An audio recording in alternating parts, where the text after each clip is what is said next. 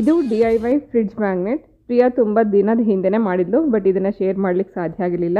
ಇದು ನಾವೆಲ್ಲ ಕೇರಮ್ ಮಾಡಬೇಕಾದ್ರೆ ಬಳಸುವಂಥ ಸ್ಟ್ರೈಕರ್ ಪಾನ್ ಅಂತ ದೊಡ್ಡದಾಗಿರೋದು ಸಿಗುತ್ತೆ. ಇದು ವೈಟ್ ಕಲರಲ್ಲಿತ್ತು. ಪ್ಲೇನ್ ಆಗಿದ್ದರಿಂದ ಇದರ ಮೇಲ್ಗಡೆ ಮಂಡಲ ಆರ್ಟ್ ಕ್ರಿಯೇಟ್ ಮಾಡಿಯಾಳೆ. ಸೊ ಇದು ಆಕ್ರಿಲಿಕ್ ಪೇಂಟ್ನ ಬಳಸ್ಕೊಂಡು ಸಣ್ಣ ಸಣ್ಣ ಡಾಟಲ್ಲಿ ಒಂದು ರಂಗೋಲಿ ಥರ ಕ್ರಿಯೇಟ್ ಮಾಡಿಯಾಳೆ. ನೋಡ್ಲಿಕ್ಕೆ ತುಂಬ ಚೆನ್ನಾಗಿದೆ. ಇದಕ್ಕೆ ಹಿಂದ್ಗಡೆ ಒಂದು ಮ್ಯಾಗ್ನೆಟ್ ಅಂಟಿಸಿರೋದ್ರಿಂದ ಇದನ್ನು ಫ್ರಿಡ್ಜ್ ಮೇಲೆ ಹಾಕಿದ್ದಾಳೆ.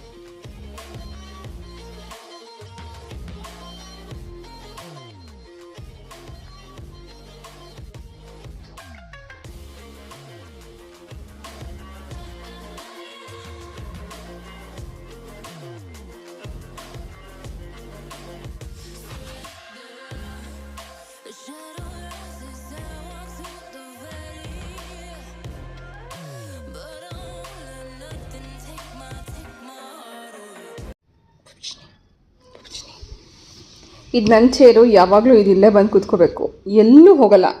ಇಲ್ಲೇನಾದ್ರು ನಾನು ಕೂತ್ಕೊಂಡಿದ್ರೆ ಬೇರೆ ಎಲ್ಲರೂ ಸೋಫಾ ಮೇಲೆ ಬಂದು ಕೂತ್ಕೊಳ್ಳುತ್ತೆ. ಸೊ ಅದು ಬಿಟ್ಟರೆ ಇಲ್ಲೇ ಕೂತ್ಕೋಬೇಕು ಬಂದಿದೆ. Hi all, good morning, welcome to Suji's lifestyle. ಹೇಗಿದ್ದೀರಾ?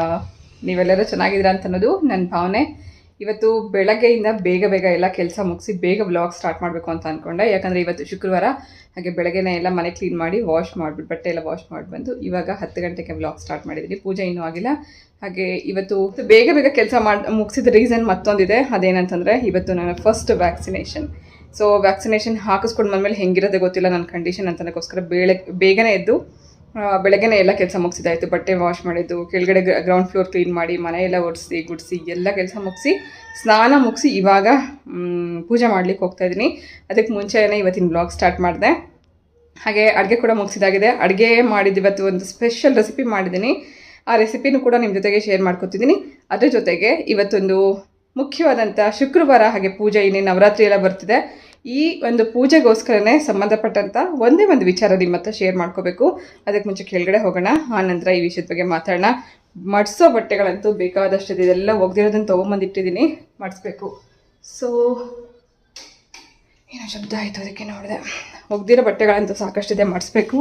ಬಟ್ ವ್ಯಾಕ್ಸಿನೇಷನ್ ಹಾಕಿಸ್ಕೊಂಬರಕ್ಕೆ ಲೇಟ್ ಆಗುತ್ತೆ. ಫಸ್ಟ್ ಪೂಜೆ ಮಾಡಿಬಿಟ್ಟು ಆಮೇಲೆ ಬಂದು ಮಾಡಿಸೋಣ ಅಂತ ಅಂದ್ಕೊಂಡು ಬಿಟ್ಬಿಟ್ಟು ಹೋಗ್ತಾ ಇದ್ದೀನಿ. ನಾವು ಹೋಗಿ ಪೂಜೆ ಕೆಲಸ ಮುಗಿಸ್ಕೊಂಬರ್ತೀನಿ.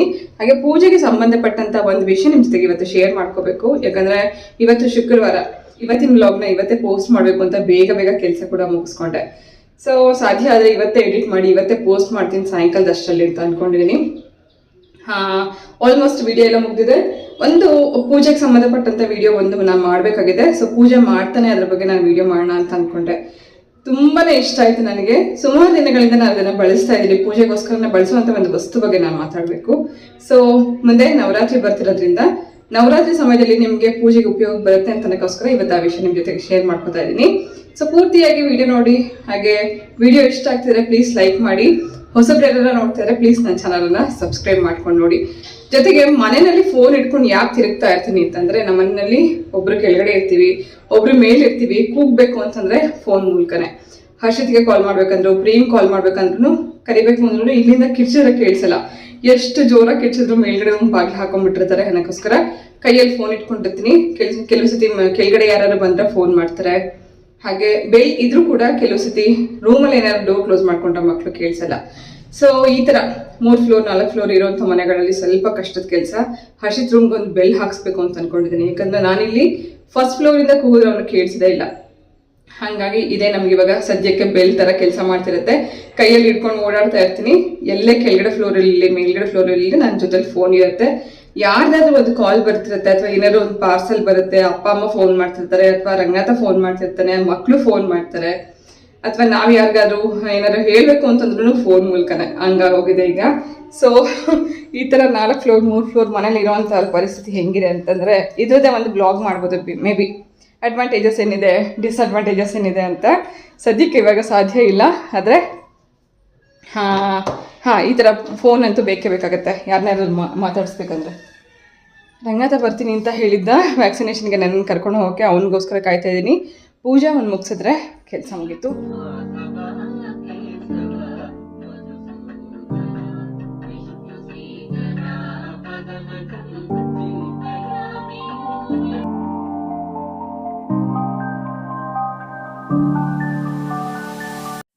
ಈ ಥರ ಎಮರ್ಜೆನ್ಸಿ ಇದ್ದಾಗ ಅಥವಾ ಅರ್ಜೆಂಟಾಗಿ ನಮ್ಮ ಅಡುಗೆ ಮನೆ ಕೆಲಸ ಮುಗಿಬೇಕು ಅಂದರೆ ಈ ಥರ 4 ಬರ್ನರ್ ಇರುವಂಥ ಸ್ಟವ್ ತುಂಬ ಉಪಯೋಗಕ್ಕೆ ಬರುತ್ತೆ. ಇವತ್ತು 4 ಸ್ಟವ್ನ ಒಟ್ಟಿಗೆ ಆನ್ ಮಾಡಿದ್ದೀನಿ. ಒಂದು ಕಡೆ ಇಟ್ಟಿದ್ದೀನಿ ಹಾಲು, ಮತ್ತೊಂದು ಕಡೆ ಕುಕ್ಕರ್ ಇಟ್ಟಿದ್ದೀನಿ, ಮತ್ತೊಂದು ಕಡೆ ಟೀ ರೆಡಿ ಆಗ್ತಿದೆ, ಮತ್ತೊಂದು ಕಡೆ ಒಂದು ಸೈಡ್ ಡಿಶ್ ರೆಸಿಪಿನ ಮಾಡ್ತಾಯಿದ್ದೀನಿ. ಈ ರೆಸಿಪಿ ತುಂಬ ಚೆನ್ನಾಗಿತ್ತು. ಇವತ್ತು ನಾವು ಟೇಸ್ಟ್ ಮಾಡಿದ್ಮೇಲೆ ನಿಮ್ಮ ಜೊತೆಗೆ ಇದನ್ನು ಶೇರ್ ಮಾಡ್ಕೊತಿರೋದ್ರಿಂದ ಖಂಡಿತ ನೀವು ಒಂದ್ಸತಿ ಟ್ರೈ ಮಾಡಿ. ಮೊದಲು ಟೀ ಕೊಟ್ಬಿಟ್ಟು ಬಂದುಬಿಡ್ತೀನಿ. ಆ ರೆಸಿಪಿ ಏನು ಅಂತ ಅನ್ನೋದನ್ನು ಆಮೇಲೆ ನೋಡೋಣ.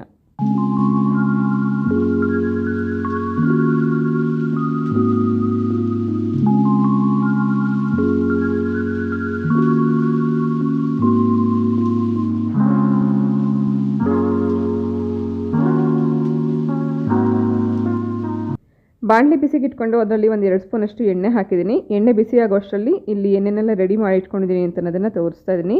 ಇಲ್ಲಿ ಮೇಯ್ನಾಗಿ ನುಗ್ಗೆಕಾಯಿ ನಾನಿಲ್ಲಿ ಉಪಯೋಗಿಸ್ಕೊಂಡಿದ್ದೀನಿ. ಇದನ್ನು ಚಿಕ್ಕ ಚಿಕ್ಕದಾಗಿ ಈ ರೀತಿ ಕಟ್ ಮಾಡಿ ನೀರಲ್ಲಿ ಹಾಕಿ ಇಟ್ಕೊಂಡಿದ್ದೀನಿ. ಮಸಾಲೆಗೋಸ್ಕರ ಸುಮಾರು 1 ಅಥವಾ 1.5 ಸ್ಪೂನಷ್ಟು ಬಿಳಿ ಎಳ್ಳು, ಚಕ್ಕೆ, ಲವಂಗ, ಹಾಗೆ ಸ್ವಲ್ಪ ಕಡಲೆಬೀಜ, ಸ್ವಲ್ಪ ಹಸಿ ತೆಂಗಿನಕಾಯಿ, ಇದ್ರ ಜೊತೆಗೆ ಸ್ವಲ್ಪ ಕರಿಬೇವು, ಸ್ವಲ್ಪ ಹುಣಸೆ ಹಣ್ಣು, ಹಾಗೆ ಅರ್ಧ ಸ್ಪೂನಷ್ಟು ಕಾಳುಮೆಣಸು. ಇದಿಷ್ಟನ್ನು ಮಸಾಲೆಗೋಸ್ಕರ ರೆಡಿ ಮಾಡ್ಕೊಂಡಿದ್ದೀನಿ. ಇದ್ರ ಜೊತೆಗೆ 2 ಟೊಮೆಟೊ ಬೇಕಾಗುತ್ತೆ. ಸೊ ಸ್ಟಾರ್ಟ್ ಮಾಡ ಬನ್ನಿ. ಎಣ್ಣೆ ಬಿಸಿ ಆದ ನಂತರ ಇದಕ್ಕೆ ಫಸ್ಟು ಮಸಾಲೆಗೆ ಹುರ್ಕೊಂಬೇಡ. ಫಸ್ಟು ತೆಂಗಿನಕಾಯಿ ಮತ್ತು ಕಡಲೆಬೀಜ ಸ್ವಲ್ಪ ಟೈಮ್ ತೊಗೊಳುತ್ತೆ ಹುರಿಯೋಕ್ಕೋಸ್ಕರ. ಫಸ್ಟೇ ಇದೆರಡನ್ನು ಹಾಕಿ ಫ್ರೈ ಮಾಡ್ಕೊಳ್ಳೋಣ. ಇದೆರಡು ಸ್ವಲ್ಪ ಫ್ರೈ ಮಾಡ್ಕೊಂಡ ನಂತರ ಇಲ್ಲಿ ಬಿಳಿ ಎಳ್ಳು, ಚಕ್ಕೆ, ಲವಂಗ ತೊಗೊಂಡಿದ್ದೀನಿ. ಬಿಳಿ ಎಳ್ಳು ಸುಮಾರು 1.5 ಸ್ಪೂನಷ್ಟಿದೆ, 4-5 ಲವಂಗ, 2 ಪೀಸಷ್ಟು ಚಕ್ಕೆ, ಅರ್ಧ ಸ್ಪೂನಷ್ಟು ಕಾಳುಮೆಣಸು, ಸ್ವಲ್ಪ ಕರಿಬೇವು, ಹಾಗೆ ಸ್ವಲ್ಪ ಹುಣಸೆ ಹಣ್ಣು. ಇದಿಷ್ಟನ್ನು ಸಣ್ಣ ಉರಿ ಇಟ್ಕೊಂಡೆ ಹುರ್ಕೋಬೇಕು. ಇದು 2-3 ನಿಮಿಷದಲ್ಲಿ ಹುರಿದಿದ್ದು ರೆಡಿ ಆಗುತ್ತೆ. ಆನಂತರ ನಾವು ಇದನ್ನು ಗ್ರೈಂಡ್ ಮಾಡ್ಕೊಳ್ಳೋಣ. ಸ್ವಲ್ಪ ನೀರು ಹಾಕ್ಬಿಟ್ಟು ನುಣ್ಣಗೆ ಗ್ರೈಂಡ್ ಮಾಡಿ ಇಟ್ಕೋಬೇಕು. ಮಸಾಲ ಗ್ರೈಂಡ್ ಮಾಡ್ಕೊಂಡ ನಂತರ ಮತ್ತೆ ಬಾಣಲಿ ಬಿಸಿಗೆ ಇಟ್ಕೊಂಡು 1 ಸ್ಪೂನಷ್ಟು ಎಣ್ಣೆ ಹಾಕಿದ್ದೀನಿ. ಇದರಲ್ಲಿ ಮೊದಲು ನಾವು ನುಗ್ಗೆಕಾಯಿಯನ್ನು ಬಾಡಿಸ್ಕೊಂಬೇಡ. ನುಗ್ಗೆಕಾಯಿ ಜಾಸ್ತಿ ಬೇಗ ಬೆಂದು ಹೋಗುತ್ತೆ, ಆದರೂ ಕೂಡ ಇದರಲ್ಲಿರುವಂಥ ಹಸಿ ವಾಸನೆ ಹೋಗೋದಕ್ಕೋಸ್ಕರ ಇದು ಸ್ವಲ್ಪ ಎಣ್ಣೆಯಲ್ಲಿ ಫ್ರೈ ಮಾಡ್ಕೋಬೇಕು. ಮುಂಚೆನೇ ಇದನ್ನೆಲ್ಲ ನಾರೆಲ್ಲ ತೆಗೆದು ಸಣ್ಣದಾಗಿ ಕಟ್ ಮಾಡಿ ನೀರಲ್ಲಿ ವಾಶ್ ಮಾಡಿ ನಂತರ ಇದನ್ನು ಫ್ರೈ ಮಾಡಲಿಕ್ಕೆ ಹಾಕ್ಕೊಂಡಿದ್ದೀನಿ. ಇದೊಂದು 2 ನಿಮಿಷ ಹುರ್ಕೊಂಡ್ರೆ ಸಾಕು. ಇದೆಲ್ಲ ಹಸಿ ವಾಸನೆ ಹೋದ ನಂತರ ಬೇರೆ ಒಂದು ಬೌಲಲ್ಲಿ ಟ್ರಾನ್ಸ್ಫರ್ ಮಾಡ್ಕೊಂಬೇಡ. ಇದೆಲ್ಲ ಪ್ರಿಪ್ರೇಷನ್ ಆದ ನಂತರ ಗ್ರೇವಿಗೋಸ್ಕರ ಮತ್ತೆ ಇದು ಬಾಣಲಿ ಬಿಸಿ ಮಾಡಿಕೊಂಡು ಒಗ್ಗರಣೆ ಮಾಡ್ಕೋತಾ ಇದ್ದೀನಿ. ಮೊದಲು 2 ಸ್ಪೂನಷ್ಟು ಎಣ್ಣೆ, ಹಾಗೆ ಇದ್ರ ಜೊತೆಗೆ ಒಂದು ಅರ್ಧ ಸ್ಪೂನಷ್ಟು ತುಪ್ಪ ಹಾಕಿದ್ದೀನಿ. ತುಪ್ಪ ಬೇಕಿದ್ರೆ ಹಾಕ್ಕೋಬೋದು, ಇಲ್ಲಾಂದರೆ ಸ್ಕಿಪ್ ಮಾಡ್ಬೋದು. ತುಪ್ಪ ಹಾಕೋದ್ರಿಂದ ಅದ್ರದ್ದು ಒಂದು ಒಳ್ಳೆ ಅರೋಮಾ ಇರುತ್ತೆ. ಸೊ ಈ ಎಣ್ಣೆ ಮತ್ತು ತುಪ್ಪ ಬಿಸಿ ಆದ ನಂತರ ಅರ್ಧ ಸ್ಪೂನಷ್ಟು ಸಾಸಿವೆ, ಅರ್ಧ ಸ್ಪೂನಷ್ಟು ಜೀರಿಗೆ ಹಾಕಿದ್ದೀನಿ. ಇದೆರಡು ಸ್ವಲ್ಪ ಸಿಡಿದ ನಂತರ ಖಾರಕ್ಕೋಸ್ಕರ ನಮ್ಗೆ ಎಷ್ಟು ಬೇಕು ಅಂತ ನೋಡಿಕೊಂಡು ಚಿಲ್ಲಿ ಪೌಡರ್ ಹಾಕ್ಕೋಬೋದು. ಸುಮಾರು 1.5 ಸ್ಪೂನಷ್ಟು ಚಿಲ್ಲಿ ಪೌಡರ್ ಹಾಕಿದ್ದೀನಿ. ಹಾಗೆ 1 ಸ್ಪೂನಷ್ಟು ಧನಿಯಾ ಪೌಡರ್. ಸಣ್ಣ ಉರಿ ಇಟ್ಕೊಂಡು ಎಣ್ಣೆಯಲ್ಲಿ ಮೊದಲು ಇದನ್ನು ಸ್ವಲ್ಪ ಹೊತ್ತು ಕೈ ಆಡಿಸ್ಕೋಬೇಕು. ಇದು ಒಂದು ಒಳ್ಳೆ ಕಲರ್ ಬರುತ್ತೆ. ಆದ ನಂತರ ನಾವು ಇದಕ್ಕೆ ಗ್ರೈಂಡ್ ಮಾಡಿ ಇಟ್ಕೊಂಡಿರೋಂಥ ಮಸಾಲ ಹಾಕೋಣ. ಹಾಗೆ ಈ ಮಸಾಲ ಇದರಲ್ಲಿ ಏನು ಅಚ್ಚಕಾರದ ಪುಡಿ ಮತ್ತು ಧನಿಯಾನಲ್ಲಿ 1 ನಿಮಿಷ ಕೈ ಆಡಿಸ್ಕೋಬೇಕು. ತುಂಬ ಚೆನ್ನಾಗಿ ಇದ್ರದ್ದು ಒಳ್ಳೆ ಟೇಸ್ಟ್ ಕೊಡುತ್ತೆ. ಇದರದೆಲ್ಲ ಹಸಿ ವಾಸನೆ ಹೋಗೋವರೆಗೂ ಮಸಾಲಾನ ಎಣ್ಣೆನಲ್ಲೇ ಫ್ರೈ ಮಾಡ್ಕೊಂಡ ನಂತರ ಇದಕ್ಕೆ ಸ್ವಲ್ಪ ನೀರು ಹಾಕೋತಾ ಇದ್ದೀನಿ. ಸ್ವಲ್ಪ ಹೊತ್ತು ಇದು ಮಸಾಲ ಎಲ್ಲ ಎಣ್ಣೆಯಲ್ಲಿ ಕುದಿಬೇಕು. ಅದಕ್ಕೋಸ್ಕರ ಸ್ವಲ್ಪ ನೀರು ಹಾಕಿ ಮುಚ್ಚಿಡ್ತಾ ಇದ್ದೀನಿ. ಇದು ಕುದಿಯೋ ಅಷ್ಟರಲ್ಲಿ ಟೊಮೆಟೊ ಪ್ಯೂರಿ ರೆಡಿ ಮಾಡ್ಕೊಳ್ಳೋಣ.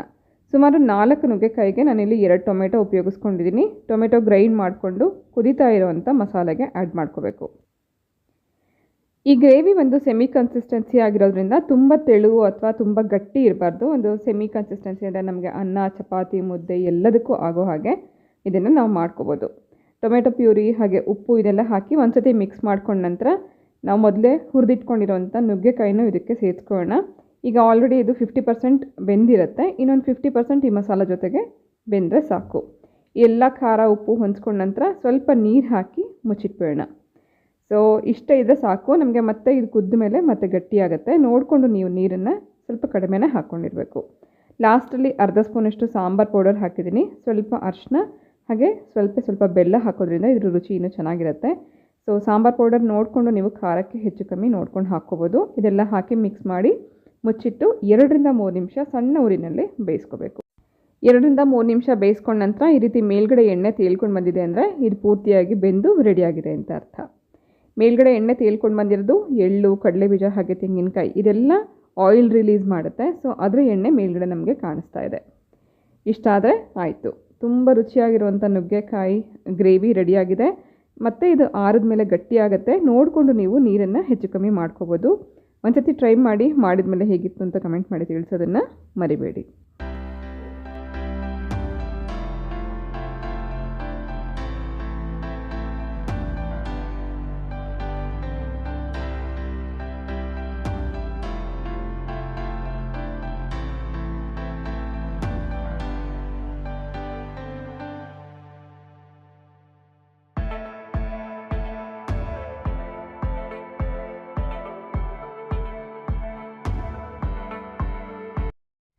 Hi all, welcome back. ಸುಮಾರು ಹೊತ್ತಾದ್ಮೇಲೆ ಅಂದರೆ ನಾನು ವ್ಯಾಕ್ಸಿನೇಷನ್ ಹಾಕಿಸ್ಕೊಂಡು ಬಂದು ತುಂಬ ಹೊತ್ತು ರೆಸ್ಟ್ ಮಾಡಿದ್ಮೇಲೆ ಬೆಳಗ್ಗೆಯಿಂದ ಕೆಲಸ ಬೇಗ ಬೇಗ ಮುಗಿಸಿದ್ದೆ. ಹಾಗೆ ಬಂದು ಇಂಜೆಕ್ಷನ್ ಹಾಕ್ಸ್ಕೊಂಡು ಬಂದು ಊಟ ಮಾಡಿಬಿಟ್ಟು ಸ್ವಲ್ಪ ಟೈಮ್ ರೆಸ್ಟ್ ತೊಗೊಂಡು ಆನಂತರ ಇವತ್ತಿನ ವ್ಲಾಗ್ನ ಮತ್ತೆ ಕಂಟಿನ್ಯೂ ಮಾಡ್ತಾ ಇದ್ದೀನಿ. ಸಾಯಂಕಾಲ ಆಗಿದೆ, ಆಗಲೇ 4 ಗಂಟೆ. ವಿಡಿಯೋ ಅರ್ಧ ಎಡಿಟ್ ಆಗಿದೆ, ಇನ್ನೂ ಅರ್ಧ ಎಡಿಟ್ ಮಾಡೋದು ಬಾಕಿ ಇದೆ. ಹಾಗೆ ನನಗೆ ವ್ಯಾಕ್ಸಿನೇಷನ್ ತೊಗೊಳಕ್ಕೆ ಮುಂಚೆ ಬೇಡ ಬೇಡ ಬೇಡ ಅಂತಲೇ ಅಂದ್ಕೊಂಡಿದ್ದೆ. ಬಟ್ ಇವಾಗ ಹೆಂಗಾಗಿದೆ ಅಂದರೆ ಎಲ್ಲೇ ಹೋಗ್ಬೇಕಂತಂದ್ರೂ ವ್ಯಾಕ್ಸಿನೇಷನ್ ಆಗಿದ್ರೆ ಮಾತ್ರನೇ ಅಲೋ ಮಾಡ್ತಾರೆ. ಮೆಟ್ರೋದಲ್ಲಿ ಇರ್ಬೋದು ಅಥವಾ ಯಾವುದೇ ಒಂದು ಟ್ರೈನಲ್ಲಿ ಇರ್ಬೋದು. ಹಾಗೆ ಪ್ರತಿಯೊಂದಕ್ಕೂ ಇವಾಗ ವ್ಯಾಕ್ಸಿನೇಷನ್ ಕಂಪಲ್ಸರಿ ಅಂತಾಗಿದೆ. ನಮ್ಮ ಮನೆಯಲ್ಲಿ ಎಲ್ಲರೂ ಹಾಕಿಸ್ಕೊಂಡಿದ್ರು, ನಾನು ಒಬ್ಬಳೇ ಬಾಕಿ ಇದ್ದಿದ್ದು. ಇವತ್ತು ಅದಕ್ಕೋಸ್ಕರ ಕಾಲ ಕೊಡು ಬಂತು ಅಂತ ಹೇಳ್ಬೋದು. ಒಂದು ಮೆಮೊರೇಬಲ್ ಡೇ ಆಗಿರುತ್ತೆ ಅಂತ ಅನ್ಸುತ್ತೆ ನನಗೆ. ಯಾಕೆಂದರೆ ಇವತ್ತು ಮೋದಿಯವ್ರದ್ದು ಬರ್ಡೇ ಕೂಡ ಇತ್ತು. ಹಾಗೆ ಇವತ್ತು ಬರೀ ಲೇಡೀಸಿಗೆ ಮಾತ್ರ ವ್ಯಾಕ್ಸಿನೇಷನ್ ಹಾಕ್ತಾಯಿದ್ರು. ಎಷ್ಟು ಜನ ಇದ್ರು ಇವತ್ತು ಕೂಡ. ನಾನು ಮಾತ್ರ ಲೇಟಾಗಿ ಹಾಕ್ಸ್ಕೊತೀನಿ ಅಂತ ಅಂದ್ಕೊಂಡೆ, ಬಟ್ ಇವತ್ತು ತುಂಬ ಜನ ಇದ್ದಿದ್ದು ನೋಡಿದ್ರೆ ನಂತರನೇ ಇನ್ನೂ ತುಂಬ ಜನ ಹಾಕ್ಸ್ಕೊಳ್ದರೆ ಇರೋರು ಎಷ್ಟೊಂದು ಜನ ಇದೆ ಅಂತ ಅನ್ನಿಸ್ತು. ಸೊ ವ್ಯಾಕ್ಸಿನೇಷನ್ ಹಾಕ್ಸ್ಕೊಂಡು ಬಂದಾಗಿದೆ. ಇವತ್ತೇನು ನಮ್ಗೆ ಅದ್ರದ್ದು ಪೇಯ್ನ್ ಆಗಲಿ ಏನೋ ಕಾಣಲ್ಲ ಅಂತ ಹೇಳಿದರೆ ನನಗೂ ಏನೂ ಇವಾಗ ಫೀಲ್ ಆಗ್ತಿಲ್ಲ. ಬಟ್ ನಾಳೆ ನೋಡಬೇಕು, ಒಂದಿನ ನೆಕ್ಸ್ಟ್ ಡೇ ಏನೋ ಪೇಯ್ನ್ ಆಗುತ್ತೆ ಅಂತ ಹೇಳ್ತಿದ್ದಾರೆ. ಮಕ್ಕಳಿಗೆಲ್ಲ ನಾನು ಸ್ವಲ್ಪ ಪೇಯ್ನ್ ಇತ್ತು, ಅಷ್ಟಾಗಿ ಯಾರಿಗೂ ಒಂದು ಸಿವಿಯರ್ ಯಾರಿಗೂ ಪೇಯ್ನ್ ಆಗಿರಲಿಲ್ಲ. ಸೊ ನಾಳೆ ಹೆಂಗಿದೆ ಅಂತ ಗೊತ್ತಿಲ್ಲ. ಅದಕ್ಕೋಸ್ಕರ ಇವತ್ತಿನ ಕೆಲಸ ಕಂಪ್ಲೀಟಾಗಿ ಬೆಳಗ್ಗೆನೇ ಮುಗಿಸಿದ್ದೆ. ಇವತ್ತು ಸಂಜೆವರೆಗೂ ಏನಾದ್ರು ಪ್ರಾಬ್ಲಮ್ ಆಯಿತು ಅಂತಂದರೆ ಇರಲಿ ಅಡ್ವಾನ್ಸ್ ಆಗಿ ಅಂತ ಹೇಳಿ ಮನೆ ಕೆಲಸ ಎಲ್ಲ ಮುಗಿಸ್ಕೊಂಡು ಆಮೇಲೆ ವ್ಯಾಕ್ಸಿನೇಷನ್ಗೆ ಹೋಗಿದ್ದೆ. ಸೊ ಎಲ್ಲ ಆಯಿತು. ಫಸ್ಟ್ ಡೋಸ್ ಹಾಕ್ಸ್ಕೊಂಬಂದಿರೋದು ನಾನು ಇನ್ನೂ ಇವಾಗ. ಫಸ್ಟ್ ಡೋಸ್ ಆಗಿದೆ, ಮತ್ತು ಸೆಕೆಂಡ್ ಡೋಸ್ ಇನ್ನೂ ಬಾಕಿ ಇದೆ. ಮಕ್ಕಳದಾಗಲೇ ಎಲ್ಲರದ್ದು ಮನೇಲಿ ಎಲ್ಲರದ್ದು ಫಸ್ಟ್ ಡೋಸ್ ಆಗಿ ಮನೆಯವ್ರದ್ದು ಸೆಕೆಂಡ್ ಡೋಸ್ ಕೂಡ ಆಗೋಗಿದೆ. ಇದು ನಾನು ತುಂಬ ಲೇಟಾಗಿ ವ್ಯಾಕ್ಸಿನೇಷನ್ ಹಾಕ್ಸ್ಕೊಂಡಿರೋ ರೀಸನ್ ಇದಿಷ್ಟೇ. ಬೇಡ ಅಂತ ಅಂದ್ಕೊಂಡಿದ್ದೆ, ಬಟ್ ಇವಾಗ ಕಂಪಲ್ಸರಿ ಅಂತ ಅಂದಾದ್ಮೇಲೆ ನಾನು ಸ್ವಲ್ಪ ಎನರ್ಜೆಟಿಕ್ ಆಗಿದ್ದೀನಿ, ನನಗೆ ಸ್ಟಾಮಿನಾ ಇದೆ ಅಂತ ಅಂದ್ಕೊಂಡೆ ಸುಮ್ಮನೆ ಇದ್ದೆ. ಬಟ್ ಕಂಪಲ್ಸರಿ ಹಾಗೆ ಎಲ್ಲದಕ್ಕೂ ವ್ಯಾಕ್ಸಿನೇಷನ್ ಕಂಪಲ್ಸರಿ ಬೇಕೇ ಬೇಕು ಅಂತ ಕೇಳ್ತೀರಾ ಅಂತ ಅನ್ನೋಕ್ಕೋಸ್ಕರ ಇವತ್ತು ಹೋಗಿದ್ದೆ. ಪ್ರಿಯಾ ಅಮ್ಮ ನಾನು ಇದ್ದೀರಮ್ಮ, ನೀವು ಹೋಗ್ಬಿಟ್ಟು ಬನ್ನಿ, ನಾನು ನೋಡ್ಕೋತೀನಿ ಅಂತಂದು. ಬಟ್ ಇವಾಗ ಎಕ್ಸಾಮ್ಗೆ ಓದ್ಕೋತಿದ್ದಾಳೆ, ನಾಳೆ ಇನ್ನೂ ಅವಳಿಗೆ ಎಕ್ಸಾಮ್ ಇದೆ. ಆಗಲೇ ನಾನು ನಿಮಗೆ ಹೇಳಿದ್ದೆ, ವ್ಯಾಕ್ಸಿನೇಷನ್ ಹೋಗೋದಕ್ಕೆ ಮುಂಚೆ ಇವತ್ತೊಂದು ಪೂಜೆಗೆ ಸಂಬಂಧಪಟ್ಟಂಥ ಒಂದು ವಿಷಯ ನಿಮ್ಮ ಜೊತೆಗೆ ಶೇರ್ ಮಾಡ್ಕೋಬೇಕು ಅಂತ ಅಂದ್ಕೊಂಡೆ. ಇದು ನಾನು ತುಂಬ ದಿನದಿಂದ ಉಪಯೋಗಿಸ್ತಾ ಇದ್ದೀನಿ, ನನಗೆ ತುಂಬ ಇಷ್ಟ ಆಯಿತು.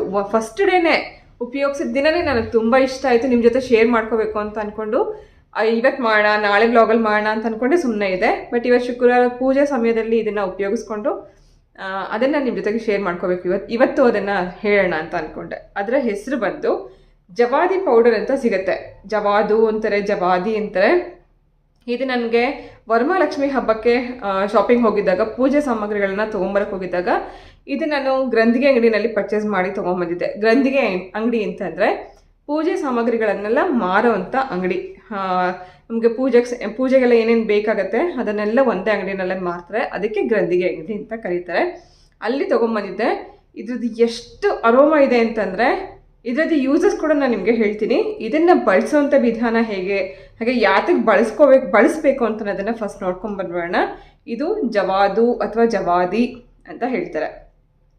ಸೊ ಇದನ್ನು ಯೂಸ್ ಮಾಡುವಂಥ ವಿಧಾನ ಹೇಗೆ ಅಂತಂದರೆ, ನಮಗೆ ಎಷ್ಟು ಕೆಲಸಗಳಿರುತ್ತೆ, ಆ ಕೆಲಸದ ಮಧ್ಯೆನೂ ಕೆಲವು ಸತಿ ಪೂಜೆ ಮಾಡುವಾಗ, ಧ್ಯಾನ ಮಾಡುವಾಗ, ಯೋಗ ಮಾಡುವಾಗ ಮೈಂಡನ್ನು ಡೈವರ್ಟ್ ಆಗ್ತಿರುತ್ತೆ. ನಮ್ಮ ಮೈಂಡ್ ಒಂದೇ ಕಡೆಗೆ ಕಾನ್ಸ್ಟೆಂಟ್ ಆಗಿರಲ್ಲ. ಸೊ ಫಾರ್ ಎಕ್ಸಾಂಪಲ್ ನಾವು ಯೋಗ ಮಾಡಬೇಕು ಅಂತಲೇ ಮಾಡ್ತಿರ್ತೀವಿ, ಅಥವಾ ಧ್ಯಾನ ಮಾಡಬೇಕು ಅಂತಲೇ ಮಾಡ್ತಿರ್ತೀವಿ, ಅಥವಾ ಪೂಜೆ ಮಾಡುವಾಗ ಏನೋ ಒಂದು ಶ್ಲೋಕ ಹೇಳ್ಕೊಬೇಕಾದ್ರೆ ಅಯ್ಯೋ ನನಗೆ ಆ ಕೆಲಸ ಆಗಲಿಲ್ಲ, ಅಯ್ಯೋ ಇವತ್ತಿನ ತಿಂಡಿ ರೆಡಿ ಆಗಿಲ್ಲ ಅಂತ ಅನ್ನೋದು ತಲೆಗೆ ಬಂದ್ಬಿಡುತ್ತೆ.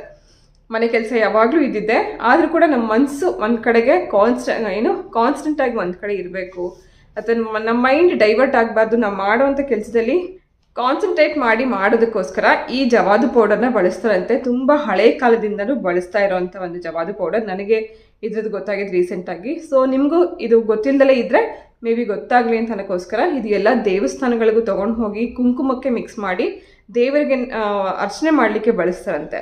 ಇದು ಎಷ್ಟು ಅರೋಮ ಇದೆ ಅಂತಂದರೆ ಒಂದೇ ಒಂದು ಚಿಟಿಕೆ ತೊಗೊಂಡ್ರೆ ಸಾಕು ನಮ್ಮ ಇಡೀ ದಿನ ಆ ಸ್ಮೆಲ್ ನಮ್ಮ ಹತ್ರ ಇರುತ್ತೆ. ನಾನು ಇವತ್ತು ಹಣೆ ಕೂಡ ಇಟ್ಕೊಂಡಿದ್ದೀನಿ ಇದನ್ನು ಕಲಿಸ್ಬಿಟ್ಟು. ಸೊ ಇದು ಹೆಂಗಿದೆ ಅಂದರೆ ನೋಡ್ಲಿಕ್ಕೆ ನಮಗೆ ಒಂದು ವುಡ್ ಪೌಡರ್ ಥರ ಇದೆ. ನಾನು ನಿಮಗೆ ತೋರಿಸ್ತೀನಿ. ಇದರಲ್ಲಿ ಈ ರೀತಿ ಪೌಡರ್ ಥರ ಇರುತ್ತೆ. ಒಂದು ಕಾಫಿ ಪೌಡರ್ಗಿಂತ ಲೈಟಾಗಿ ಕೋಕೋ ಪೌಡರ್ ಹಿಂಗೆ ಇರುತ್ತಲ್ಲ ಅದೇ ಥರ ಇರುತ್ತೆ.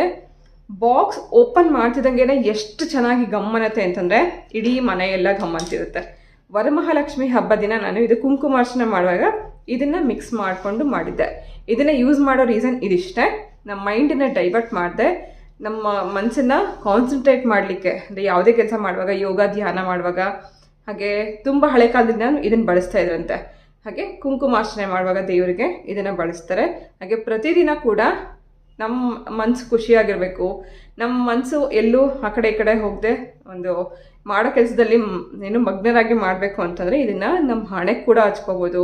ಅಥವಾ ಕೈಗೆ ಸ್ವಲ್ಪ ಪೌಡರ್ನ ಹಾಕ್ಕೊಂಡು ಇದಕ್ಕೆ ಮಿಕ್ಸ್ ಮಾಡಿ, ಕೈಗೆ ಸ್ವಲ್ಪ ನೀರು ಒಂದೇ ಒಂದು ಚಿಟಿಕೆ ಅಷ್ಟು ತೊಗೊಂಡು ಇದನ್ನು ಕೈಯಲ್ಲಿ ಹಾಕ್ಕೊಂಡು ಸುಮ್ಮನೆ ಒಂಚೂರು ನೀರು ಹಾಕಿ ಇದನ್ನು ನಾವು ಹಣೆಗಿಟ್ಕೋಬೋದು. ಗಂಧದ ಜೊತೆಗೆ ಮಿಕ್ಸ್ ಮಾಡ್ಕೋಬೋದು, ಅರಿಶಿನ ಜೊತೆಗೆ ಮಿಕ್ಸ್ ಮಾಡ್ಬೋದು, ಕುಂಕುಮ ಜೊತೆ ಮಿಕ್ಸ್ ಮಾಡ್ಬೋದು. ಅದರದ್ದು ಆ ಫ್ರಾಗ್ರೆನ್ಸ್ ಅದರಲ್ಲಿ ಆ್ಯಡ್ ಆಗುತ್ತೆ. ನಾವು ಅದನ್ನು ಹಚ್ಕೊಂಡಾಗ ಅಥವಾ ದೇವರಿಗೆ ನೈವೇದ್ಯ ಕುಂಕುಮಾರ್ಚನೆ ಮಾಡಿದಾಗ ಮನೆಗೆ ಯಾರೇ ಕುಂಕುಮಕ್ಕೆ ಬಂದಾಗಲೂ ಇದು ಕೊಟ್ಟರೆ ಸಾಕು. ಇದನ್ನು ಹಿಂಗೆ ತೊಗೋತಾ ಇದ್ದಂಗೆ ಕೈಯಲ್ಲೇ ಒಂದು ಒಳ್ಳೆ ಘಮ ಇರುತ್ತೆ. ತುಂಬ ಚೆನ್ನಾಗಿತ್ತು. ಇವತ್ತು ನಾನು ಇದನ್ನು ಹಣೆಗೆ ಹಚ್ಕೊಂಡು ದೇವರಿಗೂ ಕೂಡ ಹಾಕಿ ಹೋಗಿದ್ದೆ. ಸೊ ಇದ್ರ ಬಗ್ಗೆ ನಾನು ನಿಮಗೆ ಹೇಳಬೇಕಾಗಿತ್ತು. ಜವಾದು ಪೌಡರ್ನ ನಾವು ಪೂಜೆಗೆ ಅಷ್ಟೇ ಅಲ್ಲ, ಯೋಗ ಮಾಡುವಾಗ, ಧ್ಯಾನ ಮಾಡುವಾಗ ಅಥವಾ ಪೂಜೆ ಮಾಡುವಾಗ ಇದನ್ನು ಕಾನ್ಸಂಟ್ರೇಟ್ ಮಾಡ್ಲಿಕ್ಕೋಸ್ಕರನೇ ಬಳಸ್ತಾರೆ. ಜೊತೆಗೆ ಇದನ್ನು ನ್ಯಾಚುರಲ್ ಅರೋಮ್ಯಾಟಿಕ್ ಅಥವಾ ನ್ಯಾಚುರಲ್ ಸೆಂಟ್ ಅಂತಲೇ ಹೇಳ್ತಾರೆ. ಇದಕ್ಕೆ ಡಬ್ಬಿ ಹಿಂಗೆ ಇಟ್ಕೊಂಡ್ರೆ ಸಾಕು, ಇದ್ರದ್ದು ಸ್ಮೆಲ್ ಎಷ್ಟು ಚೆನ್ನಾಗಿ ಬರುತ್ತೆ. ಇಡೀ ಹಾಲ್ ತುಂಬ ಹರಡಿದೆ. ಕೆಲವು ಸತಿ ಅಂತೂ ಇದ್ರದ್ದು ಕುಂಕುಮದ ಜೊತೆ ಹಚ್ಕೊಂಡು ನಾವು ಹಣೆಗೆ ಇಟ್ಕೊಂಡಿದ್ರೆ ನಮ್ಮ ಹತ್ರನೇ ಇರುತ್ತೆ ಆ ಸ್ಮೆಲ್. ನಾವು ಯಾವ ಸೆಂಟು ಹಾಕೊಳ್ಳೋದು ಬೇಡ, ಇದ್ರದ್ದೇ ಒಂದು ಘಮ ಇರುತ್ತೆ. ಇದು ತುಂಬ ಕಡಿಮೆ ಬೆಲೆ ಕೂಡ ನಮ್ಗೆ ಸಿಗುತ್ತೆ. ಆನ್ಲೈನಲ್ಲೂ ಸಿಗುತ್ತೆ, ಹಾಗೆ ಶಾಪ್ಗಳಲ್ಲೂ ಸಿಗುತ್ತೆ. ಜವಾದು ಪೌಡರ್ ಅಂತಲೇ ನೀವು ಕೇಳಿ ತೊಗೋಬೋದು. ಕುಂಕುಮಕ್ಕೆ ಮಿಕ್ಸ್ ಮಾಡಿ ಕೂಡ ನೀವು ಪ್ರತಿದಿನ ಹಣೆಗೆ ಹಚ್ಕೊಳ್ಳೋಕ್ಕೆ ಉಪಯೋಗಿಸ್ಕೋಬೋದು. ಪೂಜೆ ಮಾಡುವಾಗ ತುಂಬಾ ಒಂದು ನೆಮ್ಮದಿ ಸಿಗುತ್ತೆ ನನಗೆ. ಇದನ್ನು ಹಾಕಿ ಪೂಜೆ ಮಾಡಬೇಕಾದ್ರೆ ಒಂದು ಚಿಟಿಕೆ ಹಾಕಿದ್ರೆ ಸಾಕು. ಸೊ ಇದರ ಲಿಂಕನ್ನು ನಾನು ಡಿಸ್ಕ್ರಿಪ್ಷನ್ ಬಾಕ್ಸಲ್ಲಿ ಹಾಕಿರ್ತೀನಿ. ನಾನಿಲ್ಲಿ ಲೋಕಲ್ ಶಾಪಲ್ಲೇ ತೊಗೊಂಡಿದ್ರು ಕೂಡ ಲಿಂಕ್ ಕೂಡ ಸಿಗುತ್ತೆ ನಮಗೆ. ಡಿಸ್ಕ್ರಿಪ್ಷನ್ ಬಾಕ್ಸ್ನ ಚೆಕ್ ಮಾಡಿ. 24 ರೂಪಾಯಿನೋ ಇದೆ ಇದರ ಪ್ರೈಸು. ಸೊ ಇದನ್ನು ನೀವು ಮುಂದೆ ಬರುವಂಥ ನವರಾತ್ರಿ ಹಬ್ಬದ ಟೈಮಲ್ಲೂ ಕೂಡ ಕುಂಕುಮಕ್ಕೆ ಮಿಕ್ಸ್ ಮಾಡಿಕೊಂಡು ಅಥವಾ ಹಣೆಗೆ ಹಚ್ಕೊಳ್ಳೋಕ್ಕೆ ಬಳಸ್ಕೋಬೋದು. ಸೊ ಸುಮಾರು ಜನಕ್ಕೆ ಗೊತ್ತಿಲ್ಲದಲೇ ಇರೋರಿಗೆ ಗೊತ್ತಾಗಲಿ ಅನ್ನೋಕ್ಕೋಸ್ಕರ ಇವತ್ತಿನ ವ್ಲಾಗಲ್ಲಿ ನಿಮ್ಮ ಜೊತೆಗೆ ಶೇರ್ ಮಾಡ್ಕೊಂಡಿದ್ದೀನಿ. ಇವತ್ತಿನ ವ್ಲಾಗ್ ನಿಮಗೆ ಹೇಗೆ ಅನಿಸ್ತು ನನಗೆ ಕಮೆಂಟ್ ಮಾಡಿ ತಿಳಿಸಿ. ಹಾಗೆ ಹೊಸಬ್ರಾರು ನೋಡ್ತಾ ಇದ್ದರೆ ಪ್ಲೀಸ್ ನನ್ನ ಚಾನಲನ್ನು ಸಬ್ಸ್ಕ್ರೈಬ್ ಮಾಡ್ಕೊಂಡು ನೋಡಿ. ಇವತ್ತಿನ ಈ ವ್ಲಾಗ್ ಜೊತೆಗೆ ನಾನು ಹೊರಡ್ತಾ ಇದ್ದೀನಿ. ಮತ್ತೆ ಸಿಗ್ತೀನಿ ನಾಳೆ ಇನ್ನೊಂದು ಇಂಟ್ರೆಸ್ಟಿಂಗ್ ಆಗಿರುವಂಥ ಮತ್ತೊಂದು ವ್ಲಾಗ್ ಜೊತೆಗೆ. ಹೋಗ್ಬಲ್ಲ.